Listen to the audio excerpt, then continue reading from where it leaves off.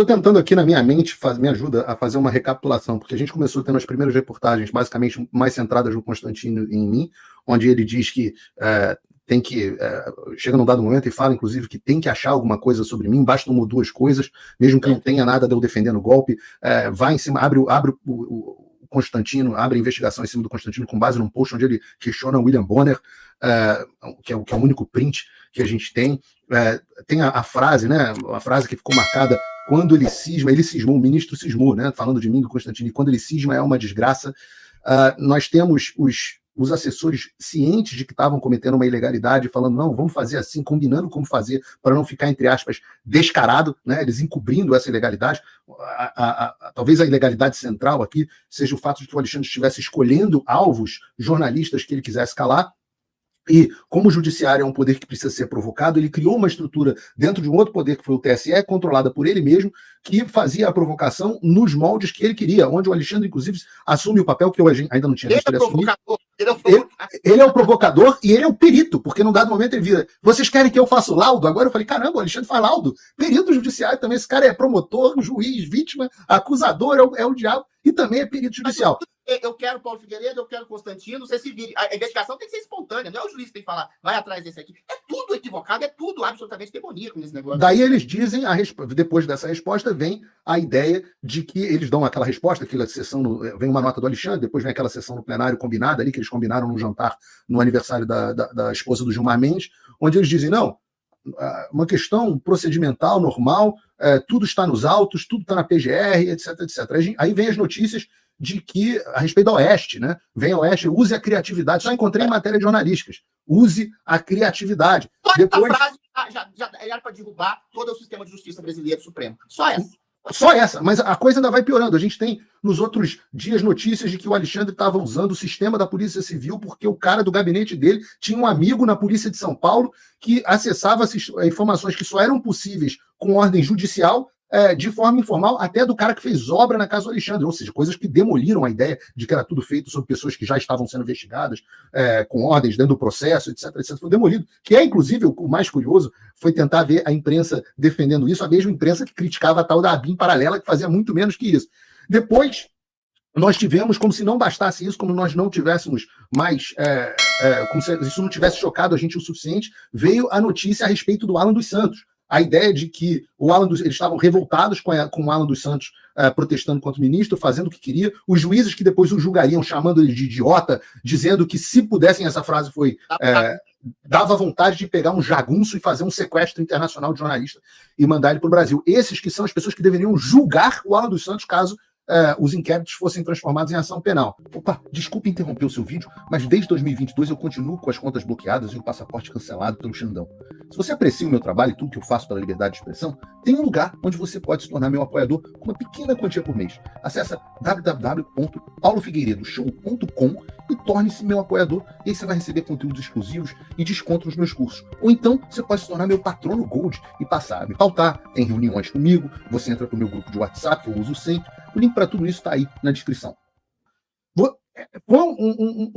Uma coisa avassaladora. Aí nos últimos, agora ontem especificamente, depois da gente já estar chocado, dolorido, impressionado com tudo isso, veio a perseguição ao empresário de São Paulo, na segunda-feira, se eu não me engano. Não sei se foi domingo ou segunda. Veio a perseguição dos empresários, que simplesmente pessoas que decidiram protestar nos Estados Unidos, fora da jurisdição deles, exercendo um direito que é protegido pela Constituição americana, de forma pacífica, sem representar nenhum risco, compartilhando informações que eram públicas na internet. E teve também esse rapaz que era deputado, esqueci o nome dele agora, vamos lembrar aqui enquanto estiver falando com você, deputado do Novo, que teve as contas bloqueadas pelo Alexandre, e a gente está vendo que o processo teve uma série de irregularidades e que o próprio Alexandre abriu o processo. Então, essa última matéria da Folha de São Paulo foi feita sob medida para destruir ponto a ponto da defesa do ministro.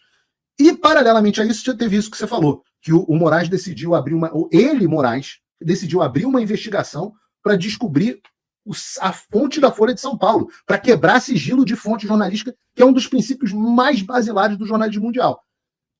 Eu não sei se eu fiz aqui um bom apanhado. Eu queria pensar uma frase frase desses diálogos cabulosos, né? Que é o seguinte: quando esses assistentes, juízes, que na verdade são jagunços, que na verdade são capatazes, que na verdade são capangas do Alexandre de Moraes, por quê? Quando eles falam que dá vontade de pegar um jagunço e pegar o Alan dos Santos lá nos Estados Unidos, por quê? Porque o Departamento Americano e a Interpol vem as acusações sobre o Alan dos Santos, vão pensar a rir, como riram. Falei, não, a gente vai extraditar o cara pelo quê? Porque ele falou mal da calva do Alexandre, que ele falou mal da mãe do Alexandre, vocês estão de brincadeira. Isso aqui é crime de opinião? É exatamente isso que o Alan dos Santos cometeu, segundo a jurisprudência ditatorial brasileira. Quando ele fala de jagunços, eu acho que ele não está só fazendo uma piada, o Paulo Figueiredo. Inconsciente ou conscientemente, essas pessoas sabem que eles contam com jagunços no Brasil. Aí eu falo uma coisa que até algumas pessoas vão cuidar, quando você fala, policial federal, policial civil, policial de qualquer ordem, que obedece ordem para prender senhora de 70 anos, condenada a 17 anos, para colocar a tornozeleira numa mulher que tem que fazer um tratamento de câncer, e o Alexandre de Moraes se nega a isso, e joga um homem na cadeia doente, diabético, para morrer ao relento, morrer lá na cadeia, sendo que a PGR, inclusive, queria tirá-lo, estou falando do Clédson. Quando você coloca um homem na cadeia, simplesmente porque ele fez uma viagem que ele nunca fez, na verdade, né? Que é o caso do Felipe Martins.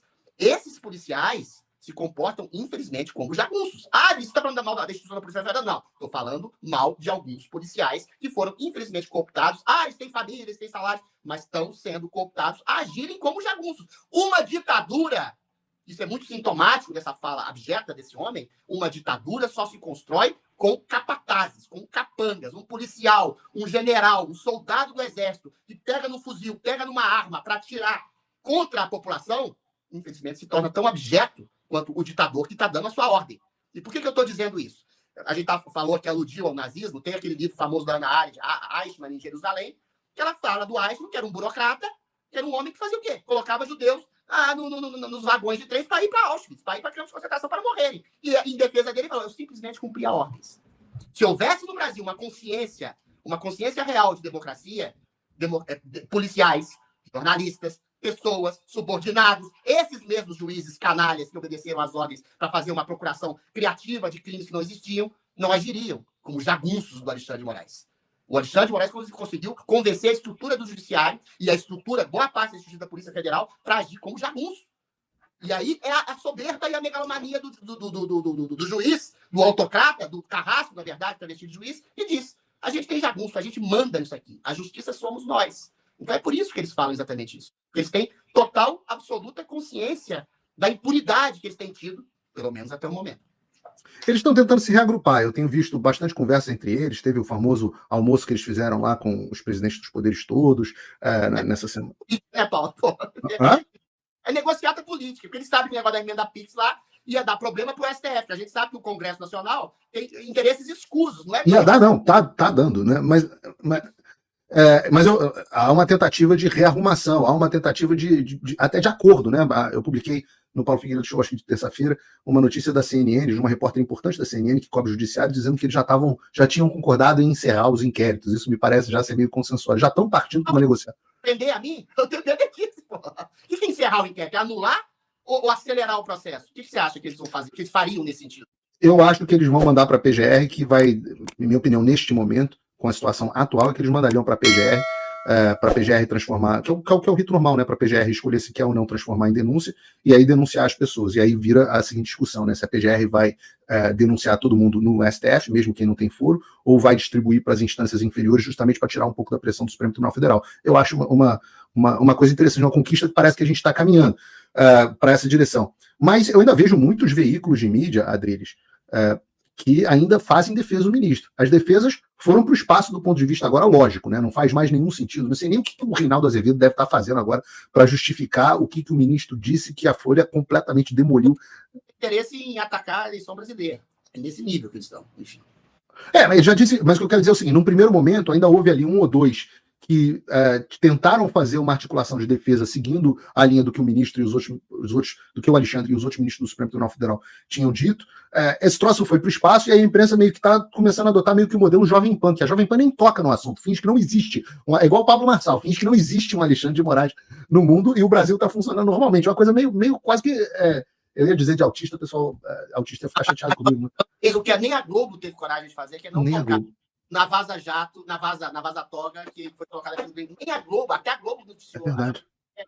É impressionante. Que coisa horrorosa. Por isso que a audiência essa desgraça completa. Mas o meu ponto nessa história é, agora a gente chegou num momento especificamente com essas revelações de ontem, e com essa abertura do ministro de um inquérito para descobrir sigilo de fonte, onde é quase que uma guerra declarada à Folha de São Paulo.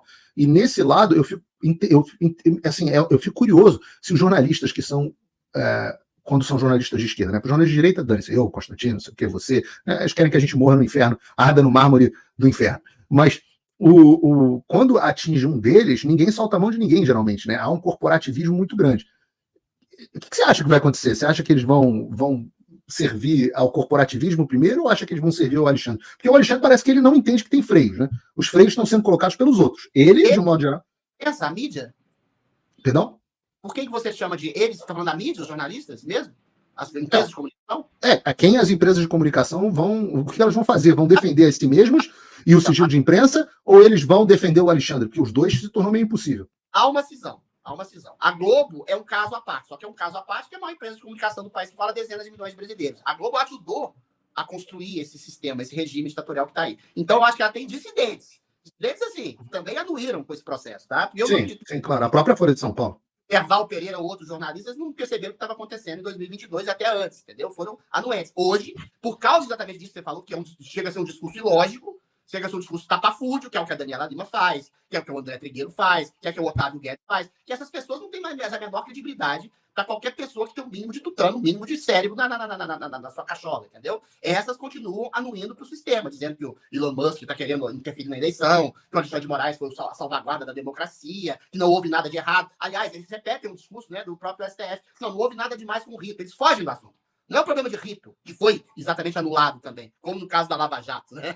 A questão da Lava Jato é uma questão de rito. Aqui não. Aqui é uma questão de você querer perseguir desafetos usando o sistema de justiça para criar provas, produzir provas contra pessoas e vocês por crime de opinião, como você mesmo, como o Paulo Figueiredo. A Globo vai continuar nisso.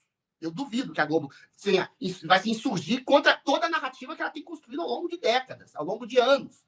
A Folha de São Paulo e o Estado de São Paulo já vem numa toada de uma crítica meio esquizofrênica. A crítica aqui fala que o Alexandre de Moraes foi necessário para a manutenção da democracia, que aí é a questão da ideopatia, da ideologia, das redações, desses jornais respectivos, dizendo foi bom para arrancar a direita. Mas até um esquerdista, até um cara ideológico, às vezes tem a nuance, primeiro, de sobrevivência do órgão. Pera, a gente vai ter que se servir de escravo, de capacho com o Alexandre de Moraes a vida inteira?